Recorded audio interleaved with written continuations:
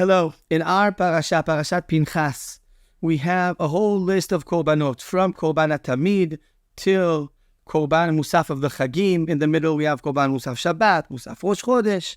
And this is a list that can seem boring, but I think we can find some important ideas for our avodat Hashem and for our life as a whole.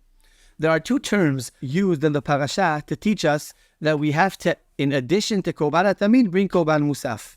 One term is al olat tamid. That is used for korban Shabbat, korban musaf Rosh Chodesh, and for korban musaf of Pesach, the first day of Pesach.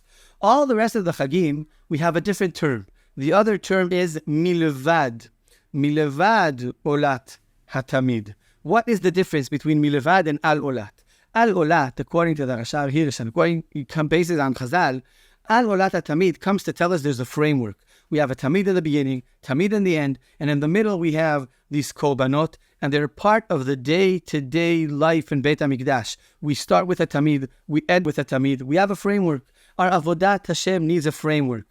We have a special pattern in our avodat Hashem. It's steady, it's stable, it stays the same thing. Every day we bring a special korban tamid.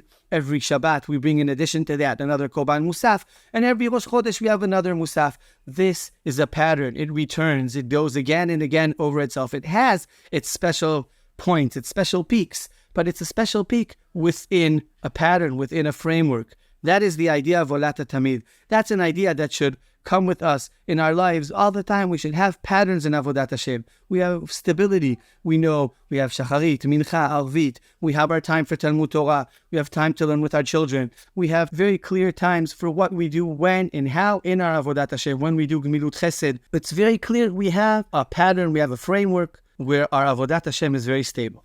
But other than that, we have Chagim. Chagim come and they break into this stable world and they add in special ideas. This is the idea of milvad. What does it mean, milvad? The Chagim come in addition to korban tamid, bring something new. We could have thought that on Sukkot we ignore the tamid. We only have the special concept of the simcha of Sukkot that appears in the special korbanot.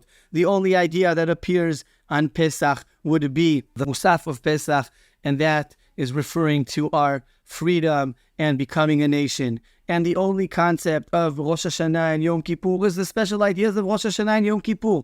And we would throw out of the window our special framework. So the Torah says, don't throw that out the window. Milvad, in addition to that special framework, you add in the special concept, the special ideas of the Chagim.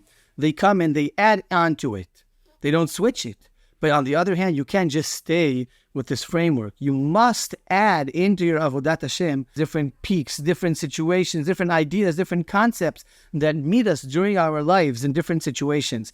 A person has this stability, but we can't just be robots that daven 3 times a day. We have special occasions in which we feel gratitude, in which we feel uplifted, in which we feel that we need to say special praise to Hashem. We received some special economic success and we feel like we want to give it tzedakah.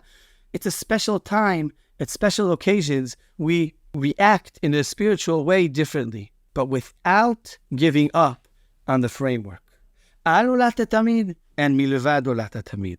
I hope we manage all to actually take these ideas and see how we put them in our lives, in our day-to-day lives, in our avodat Hashem, to have also the framework, but also those special spices, those special occasions that can really uplift us and push us forward, and then really move also the whole frame another level. Shabbat Shalom.